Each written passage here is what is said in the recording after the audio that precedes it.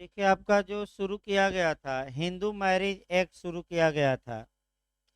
और उसमें आपका एक पॉइंट और लिखिए, एक उत्तराखंड में बना है कि हिंदू विवाह अधिनियम 1955 कब लागू हुआ। वो छूट गया था, थोड़ा शुरुआती दौर में ही लिख लीजिए। आपका शुरुआती दौर में ही लिखना चाहिए, जहाँ एक्ट लिखे हैं, हेडिंग डाले हैं।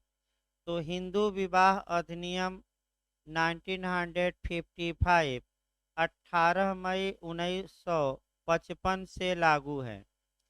18 उसको लिख लीजिए, 18 मई 1955। एक बार उत्तराखंड में ये क्वेश्चन बना है, ये छूट गया था कल पढ़ाते समय। भाई डेट याद करके जाइएगा कब से लागू हुआ। ऐसा क्वेश्चन आपका बन रहा है, 18 मई 1955। इसके बाद आपका कुछ परिभाषाएं बताई जा रही थी, सेक्शन 3 आइए। सेक्शन 3 में कुछ परिभाषाएं भी कभी काल पूछ लेता है। और परिभाषा में जो आपका बताया जा रहा था, उसमें आपका ये सहोदर बताया जा रहा था।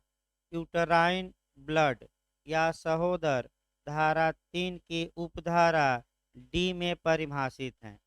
आपका सहोदर का मतलब आपका दो व्यक्ति एक दूसरे के सहोदर नातेदार तब कहलाते हैं जबकि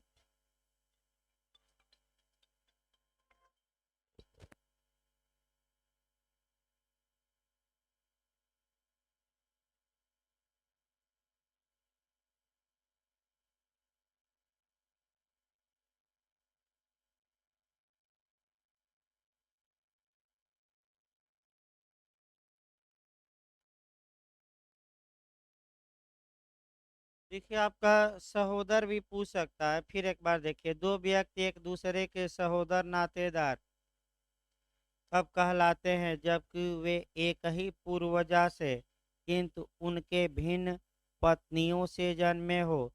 यानी कि पति एक है और पत्नी क्या है, भिन्न भिन्न। यानी कि इसका मतलब ये हुआ फिर एक बार देखिए, भाई उल्टा हो गया क्या फिर एक बार देखिए वो कल भी गलत हुआ, आज भी पहले ही गलत। फिर एक बार देखिए, दो व्यक्ति एक दूसरे के सहोदर नातेदार तब कहलाते हैं जबकि वे एक ही पूर्वजा। एक ही पूर्वजा का मतलब ये हुआ कि माता एक है। माता एक है और पिता आपका अनेक है।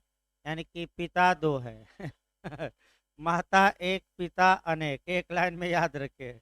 तब वो आपस में क्या कहलाएंगे, सहोदर। यानी कि एक ही उदर से जन्मे व्यक्ति। इसके बाद जो पूछा जाता है आपका सपिंड रिलेशनशिप, ये बिहार में भी पूछा गया था अंडर धारा 3 की उपधारा एफ। एफ लिखिए या च, हिंदी में च।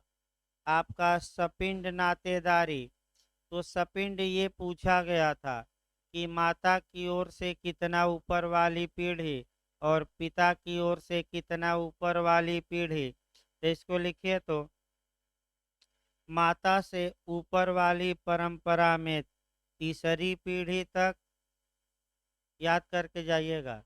माता से आपका ऊपर वाली परंपरा में कितनी पीढ़ी तक, 3 पीढ़ी।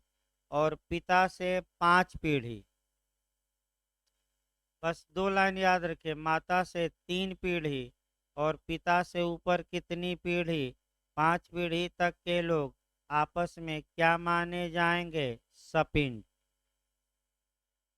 भाई यही क्वेश्चन आपका पिछली बार आपका बिहार में भी बना था।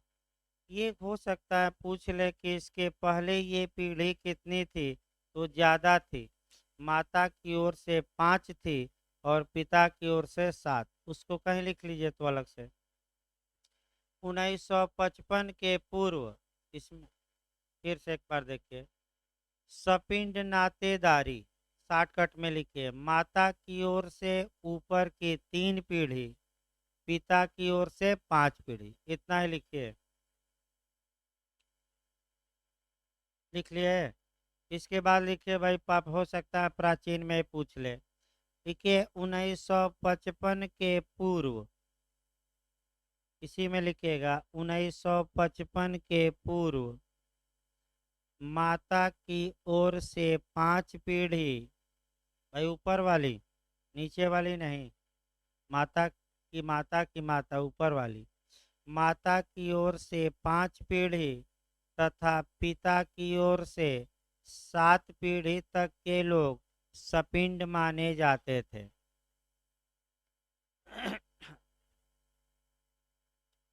इसके बाद आपका अगली परिभाषा है प्रोविटेड रिलेशनशिप या प्रतिसिद्ध नातेदारी। धारा 3 का खंड जी में प्रतिसिद्ध नातेदारी यानी कि आपका प्रोविटेड रिलेशनशिप के बारे में है। यानी कुछ रिलेशन दिए गए हैं जहाँ की वे प्रतिसिद्ध किया गया है, उनमें विवाह। अब आगे आइए, धारा 4 नहीं पढ़ना है। अब अध्याय 2 आ जाइए, हिंदू मैरिज या हिंदू विवाह। लिखिए अध्याय 2, हेडिंग डालिए, अध्यायवाज भी पूछा जा रहा है। अब अध्याय 2 हिंदू विवाह या हिंदू मैरिज, सेक्शन 5 से लेकर और 8 तक, धारा 5 से लेकर और 8 तक।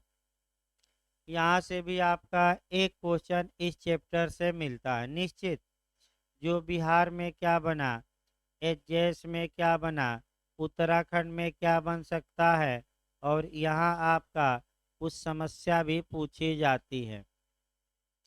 पहला क्वेश्चन तो यही है कि आपका सेक्शन 5 हिंदू विवाह के लिए शर्तें यानी कि कंडीशन कहाँ दी गई है, तो हिंदू विवाह के लिए कंडीशन किस धारा में, तो 5 मार्क कराइए। लिखिए हिंदू विवाह के लिए शर्तें धारा 5 में दी गई हैं।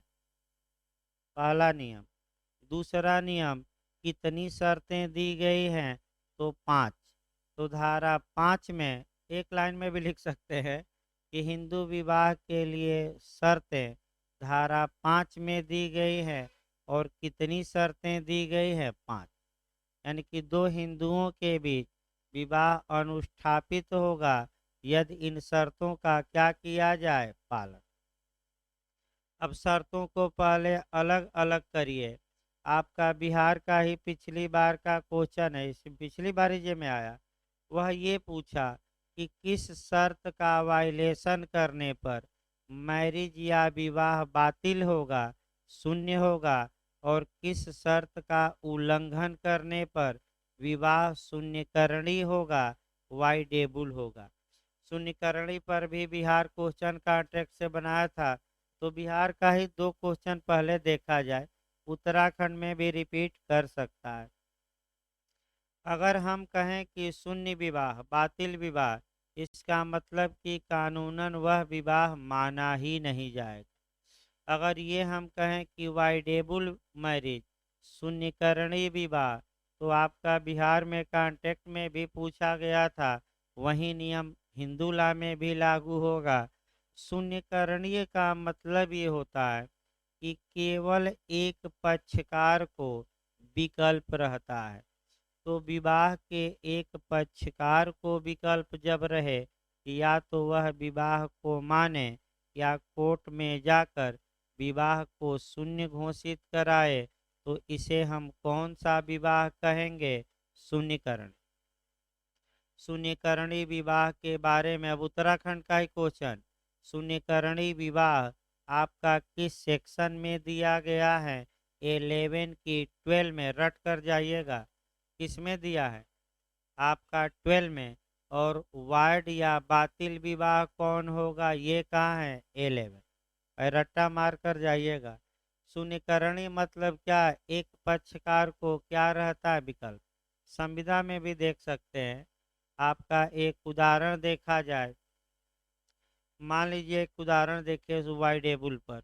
मान लीजिए एक लड़की का विवाह तय हुआ लड़के से, और आपका लड़के के बारे में ये बताया गया कि ये तो सरकारी नौकरी करता है, आईपीएस है।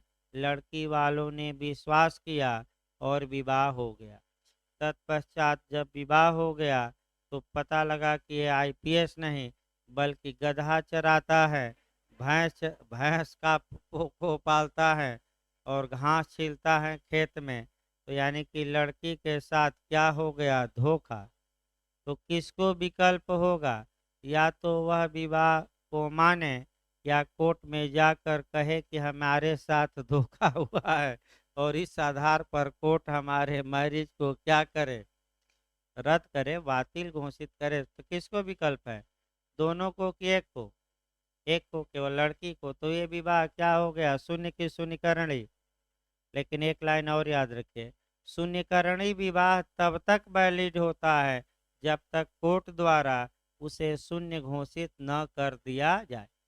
यही नियम संविदा नियम में भी लगाइएगा कि शून्यकरणीय संविदा तब तक सही रहती है जब तक कोर्ट द्वारा उसे शून्य घोषित न किया जाए। दोनों में सेम चलेगा। आइए देखा जाए।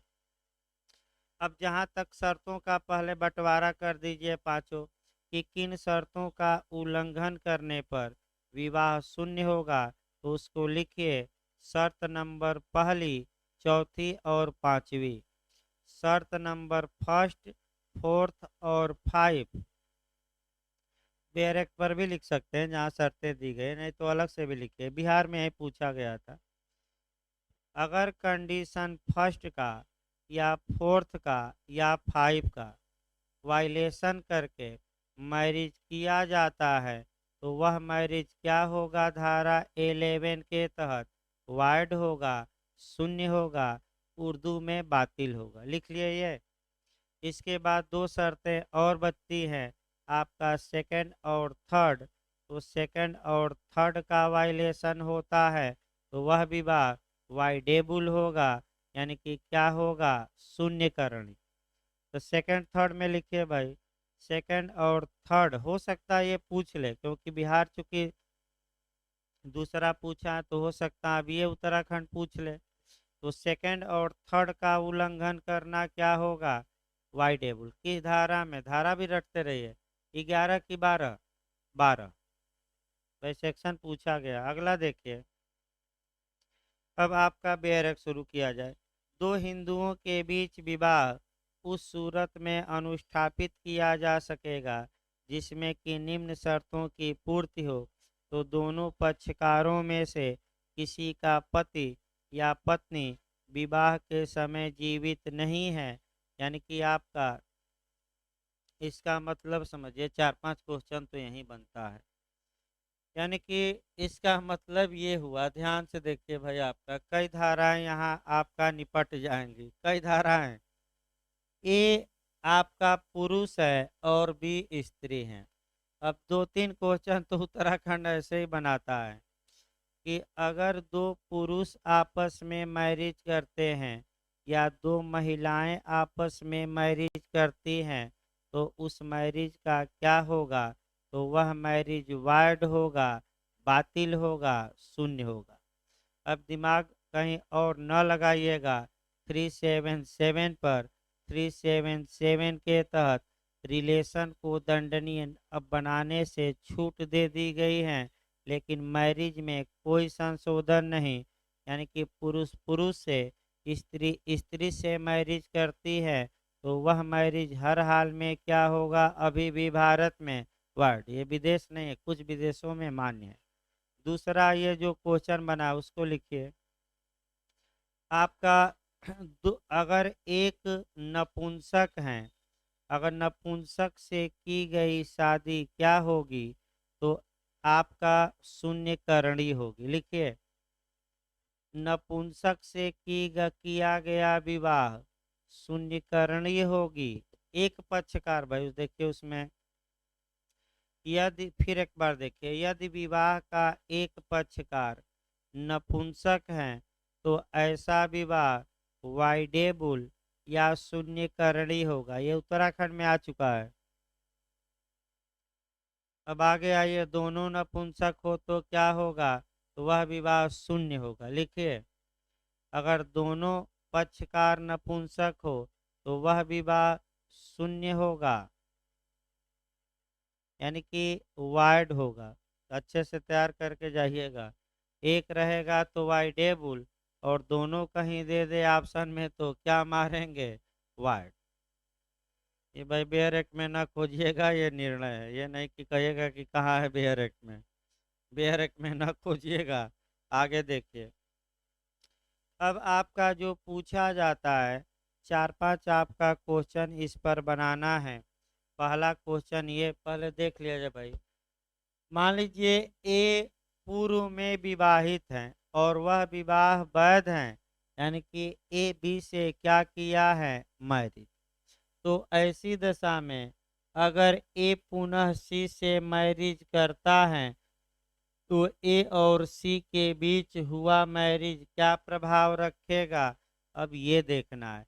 क्योंकि ए पहले से ही विवाहित है, अतः ए अगर किसी अन्य स्त्री से पुनः विवाह करता है तो सेक्शन 11 के तहत यह विवाह क्या होगा? सुन, पहले कोरिलेट करिए।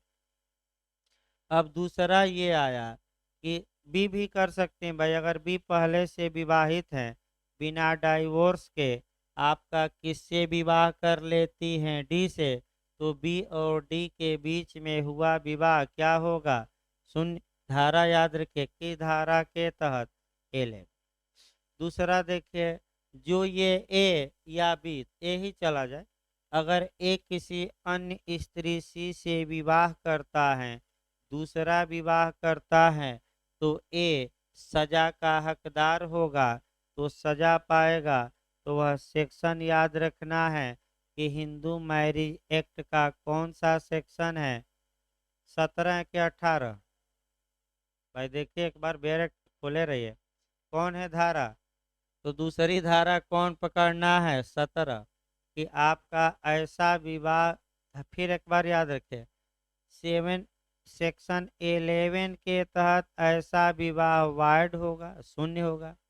धारा 17 के तहत ए दंड का क्या होगा? भागी।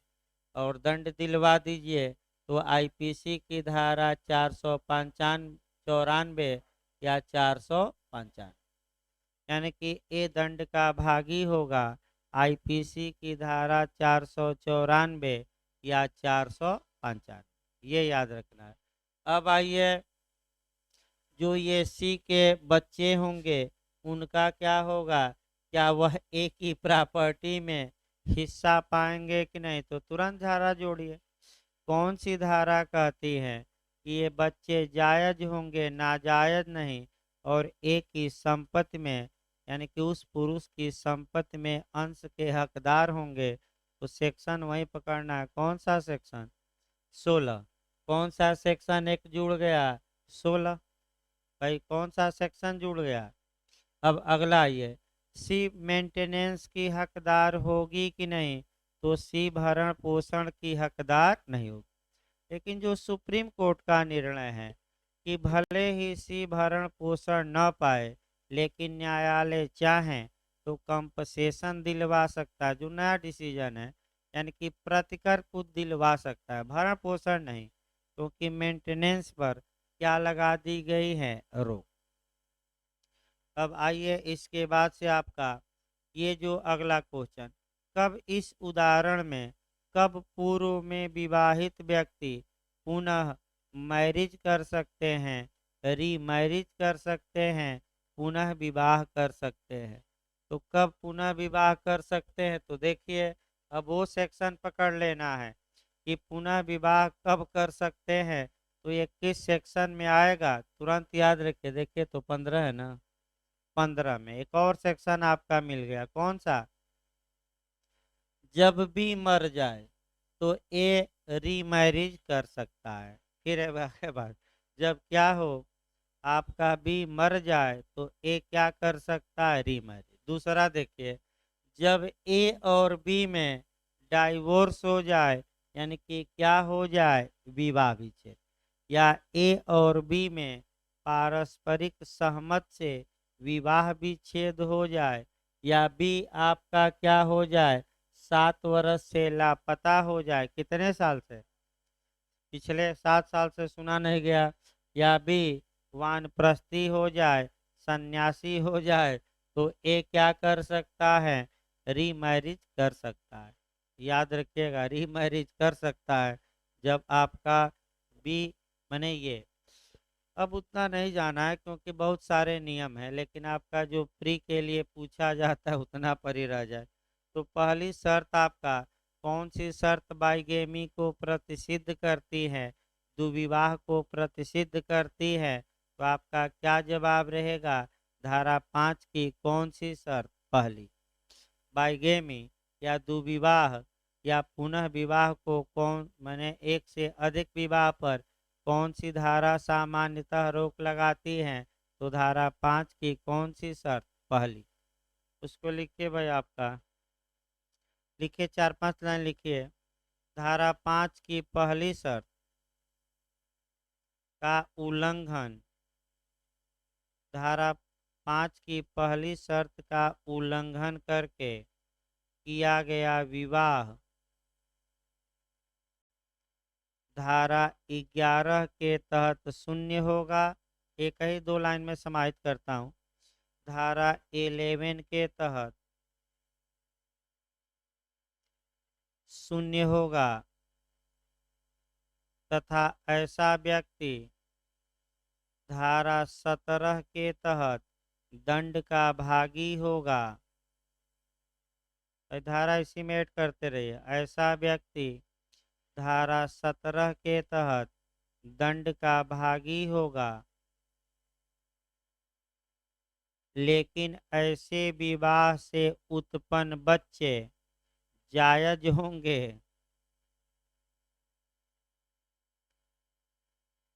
औरस कहा जाता है, औरस यानी जायज, जायज होंगे तथा ऐसे व्यक्ति तथा ऐसे पुरुष की संपत्ति में धारा 16 के तहत अंश पाएंगे तथा ऐसे पुरुष का पिता भी लिख सकते हैं। ऐसे पुरुष की संपत्ति में सेक्शन 16 के तहत 16 के तहत अंश पाएंगे। तो 3-4 धाराएं यहाँ कवर हो गई आपका। आगे देखिए भाई, सेकंड, विवाह के समय दोनों पक्षकारों में से कोई पक्षकार चाहे पति या पत्नी चित्त विकृत के परिणाम स्वरूप विधिमान्य सम्मति देने में असमर्थ न हो।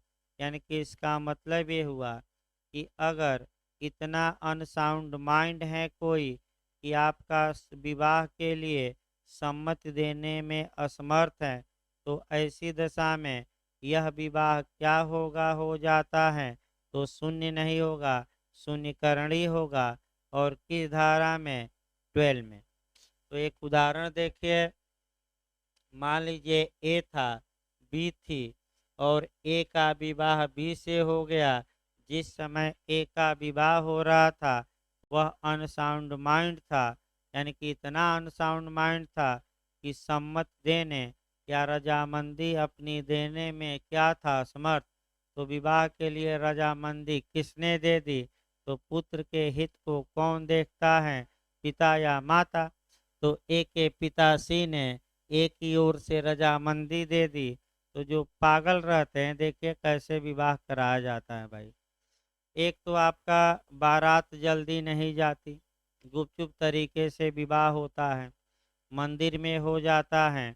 अब आपका एक आदमी लड़के के साथ हमेशा लगा रहेगा।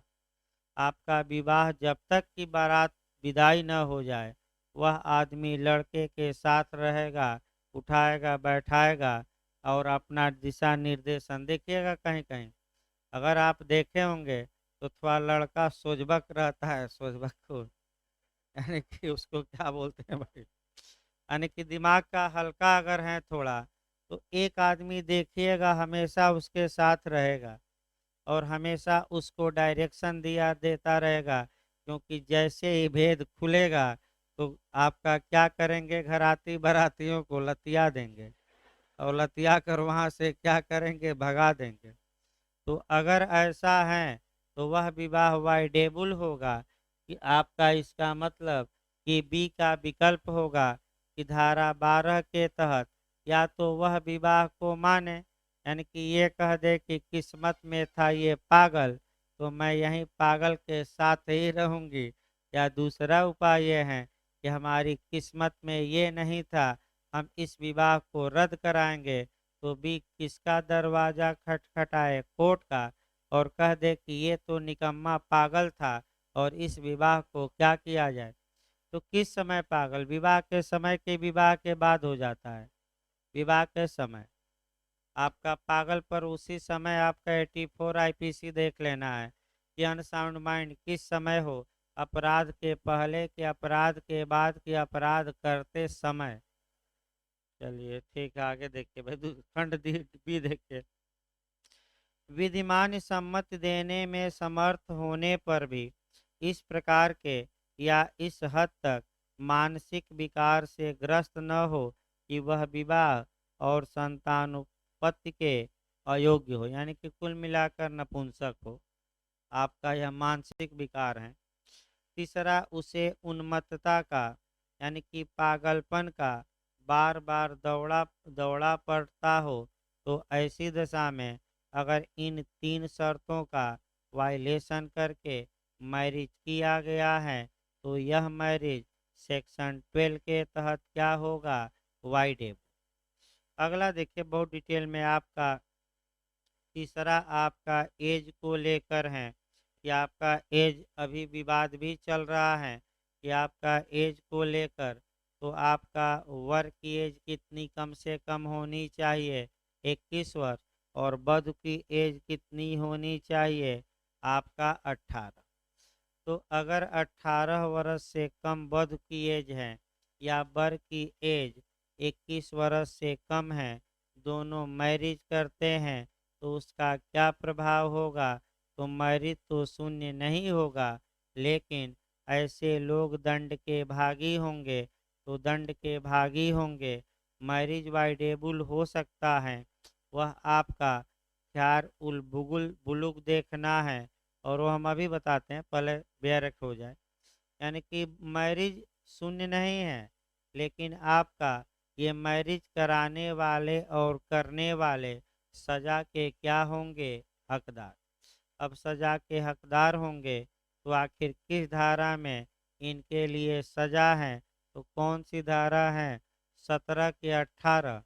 18 में है सजा, याद रखिए, कठोर कारावास 2 वर्ष तक का, या जुर्माना 1 लाख है ना, 1 लाख रुपया, या दोनों और है कि या है बीच में।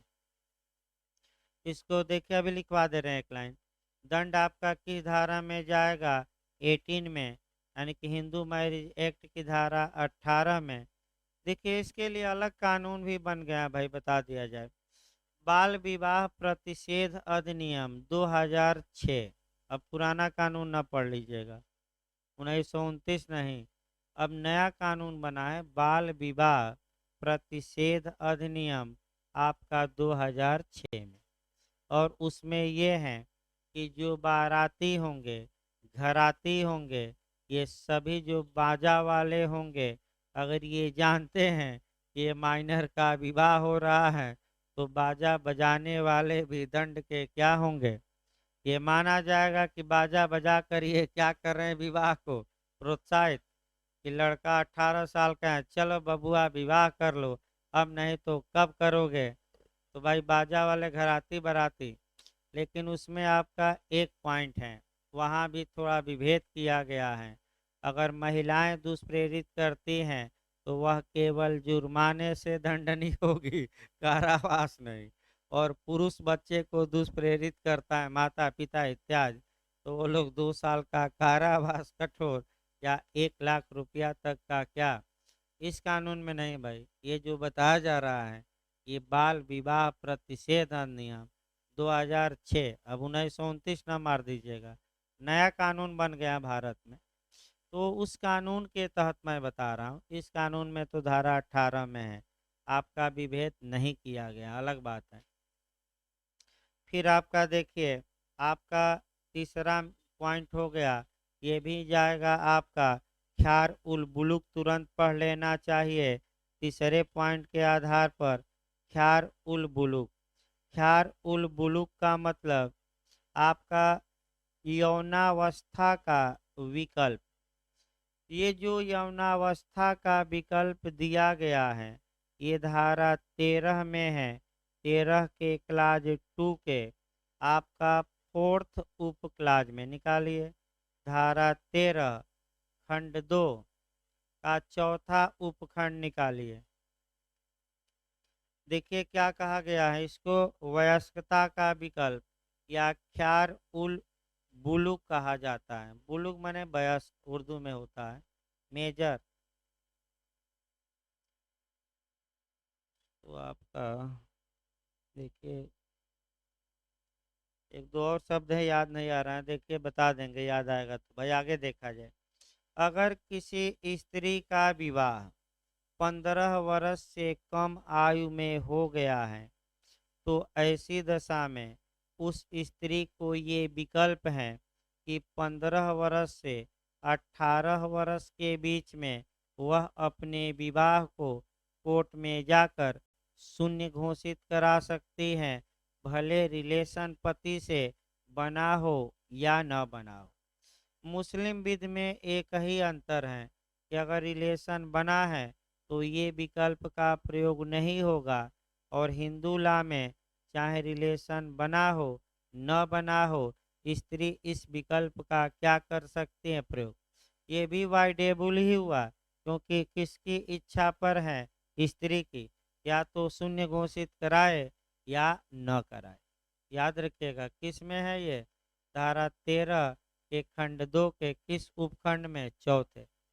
तो आगे डिटेल में चलेगा। आगे देखिए भाई चौथा खंड आप देखिए धारा 5 का, थोड़ा भाई शॉर्टकट में ही पढ़ाया जा रहा है, धारा 5 बड़ी धारा है।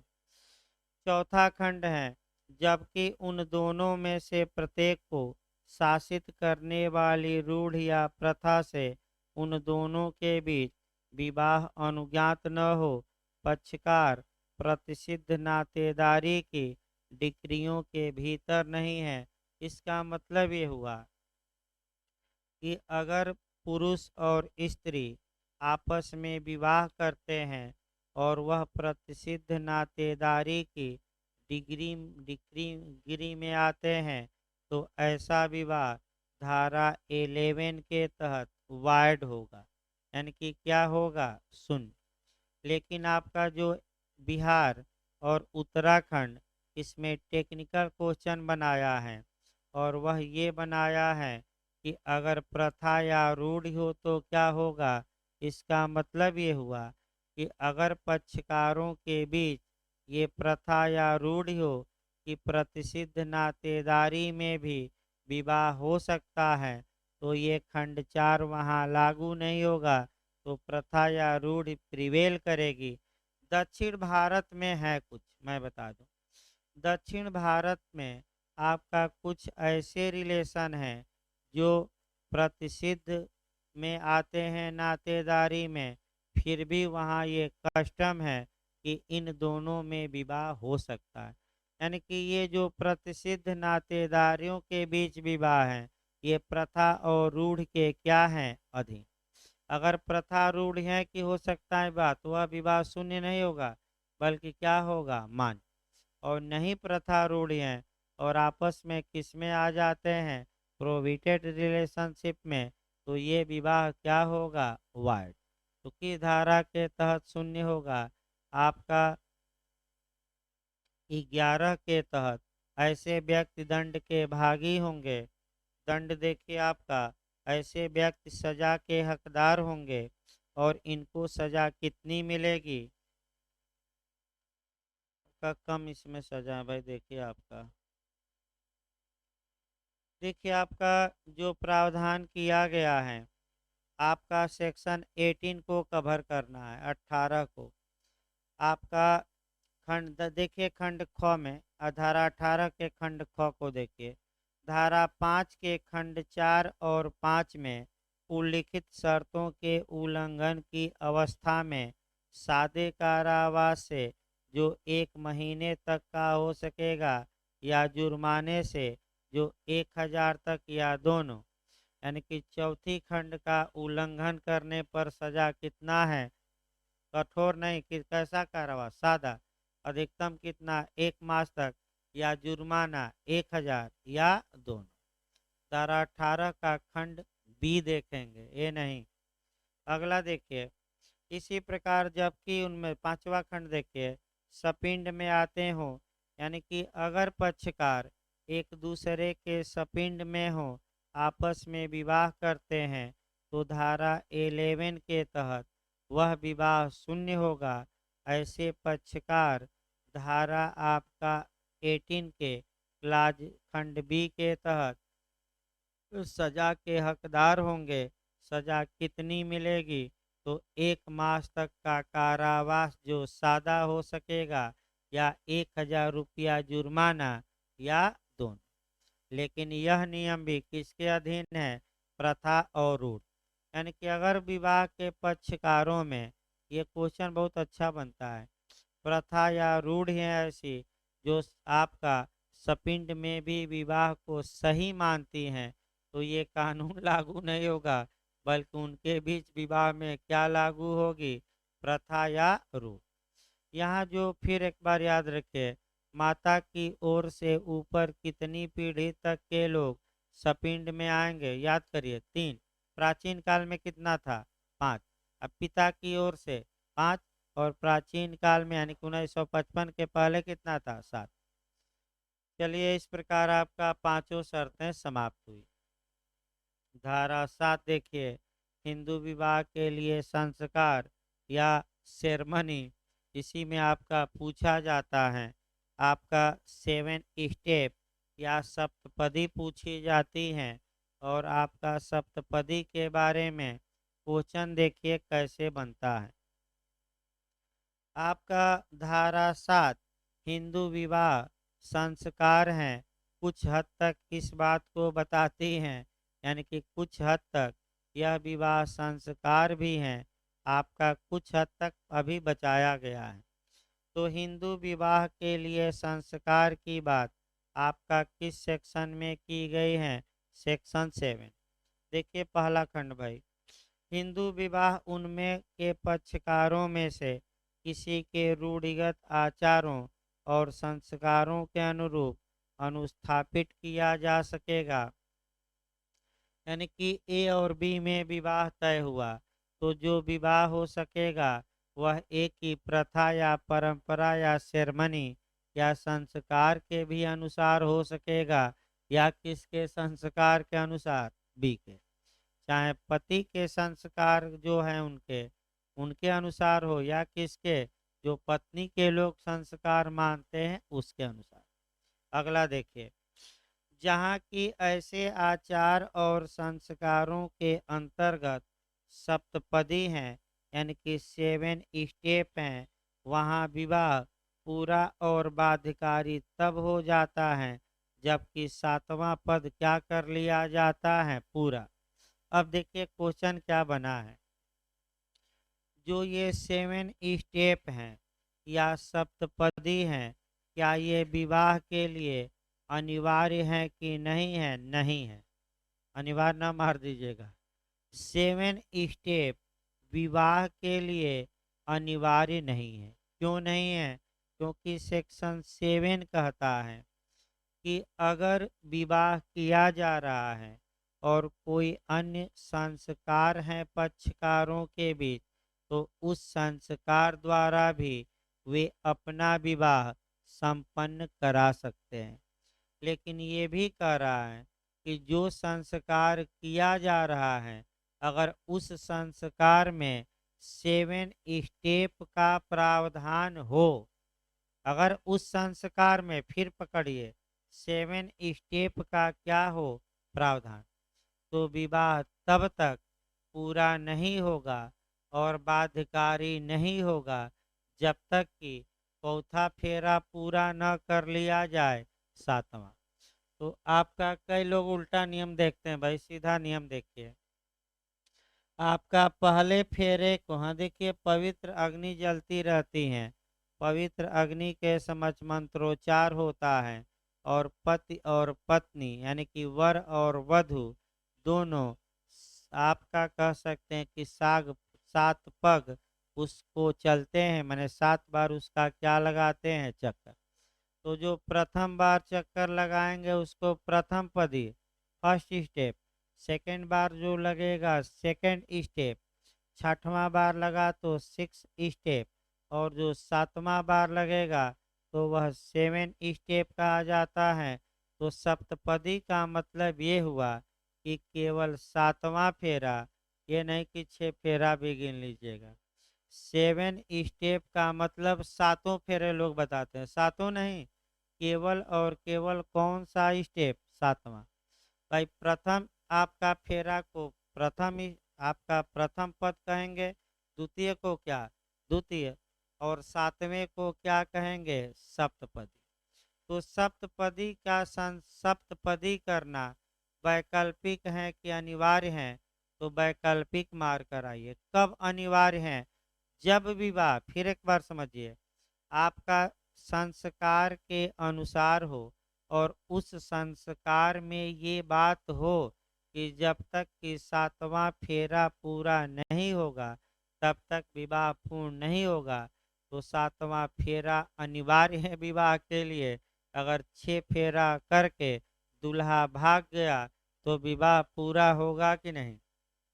मान लीजिए कि आपका फेरा के पहले ही दूल्हा 2 बूंद ले लिया, आपका 6 फेरा लगाया और सातवें फेरे में मंडप में ही क्या किया, तो विवाह पूर्ण हो गया कि नहीं, नहीं।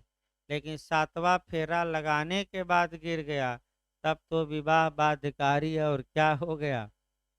तो भाई कई गाने बने, उतना बहुत डिटेल में नहीं जाएंगे क्योंकि बहुत लंबा चल जाएगा। यानी कि बार बार 7 स्टेप। हाँ, अब टाइम बाढ़ से क्या मतलब है, अब उससे मतलब नहीं है। चाहे 10 दिन में पूरा करिए, चाहे रोके, चाहे गा। आइए धारा 8 देखा जाए भाई। हिंदू विवाह का रजिस्ट्रेशन, यानी कि हिंदू विवाह का पंजीकरण सेक्शन 8 में है। आपका एक केस इस पर बैरेक्ट में लिख लीजिए, सीमा बनाम अश्वनी कुमार। केस लिखिए सेक्शन 8 पर। सेक्शन 8 आइए, हिंदू विवाह का पंजीकरण। सी केस है आपका सुप्रीम कोर्ट का, सीमा वर्सेज अश्वनी कुमार, सीमा बनाम Ashwani Kumar, AIR 2006 supreme court. यह केस किससे संबंधित है, तो पंजीकरण या हिंदू विवाह के रजिस्ट्रेशन। सुप्रीम कोर्ट ने ये कहा कि जितने विवाह हो रहे हैं उनका रजिस्ट्रेशन कराया जाए और जो लोग रजिस्ट्रेशन नहीं करा रहे हैं उन्हें दंडित किया जाए। और सरकारें रजिस्ट्रेशन के नियम को क्या बनाएं, बात। लेकिन आज भी ज़्यादा लोग कराते नहीं भाई, लेकिन कराना बाध्यकारी बना सकते हैं। देखिए सुप्रीम कोर्ट ने क्यों ऐसा कहा, इसके पीछे कई तर्क हैं, एक कारण बताया जाए। सुप्रीम कोर्ट ने इसलिए कहा कि तमाम विवाद उत्पन्न पति पत्नी में होते हैं। पति पहला तर्क ये लेता है कि हमारे साथ इनका विवाह ही नहीं हुआ था, और पत्नी को तमाम साक्ष्य लाने पड़ते हैं विवाह साबित करने के लिए। तो अगर रजिस्ट्रेशन हो जाएगा तो वहीं प्रमाण पत्र क्या करिए कोर्ट में, और पति के मुख को क्या करिए, बंद कर दीजिए। यानी कि मुख पर क्या लगा दीजिए, ताला। ताला अभी बता गए।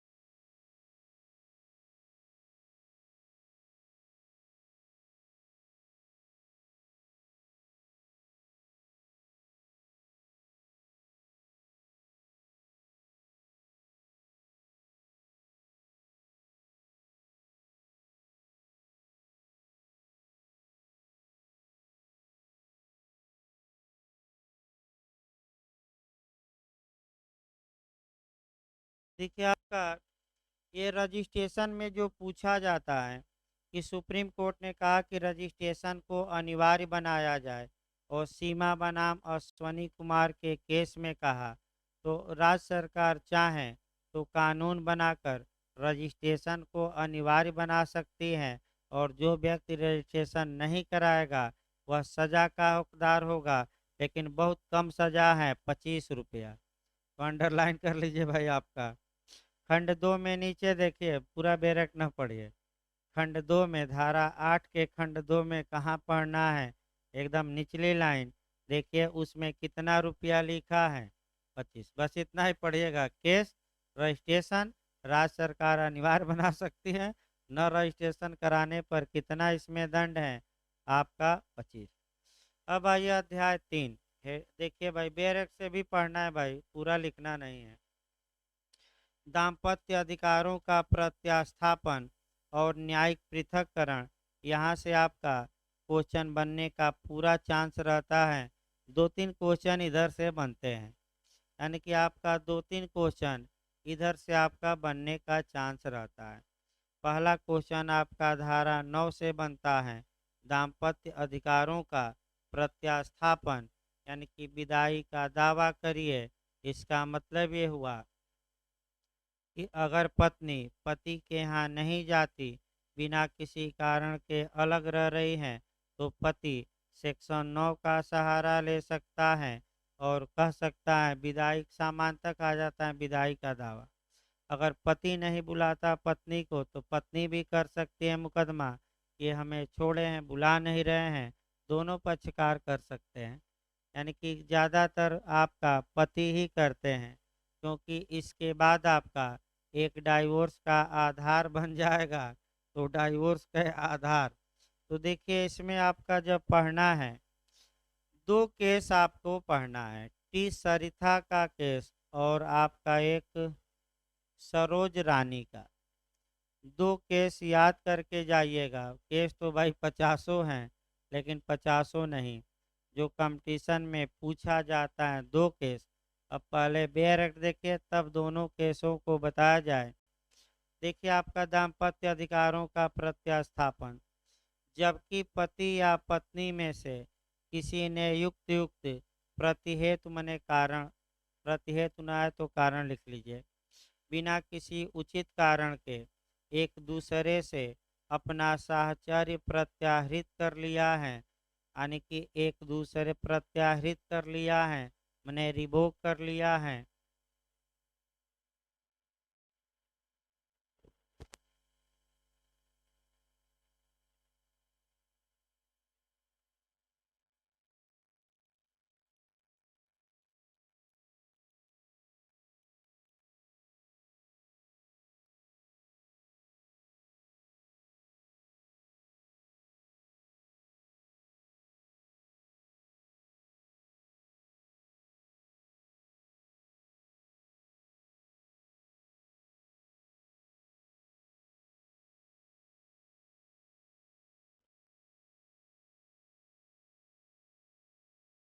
सोमवार को पढ़ाया जाएगा भाई, अब क्या किया जाए।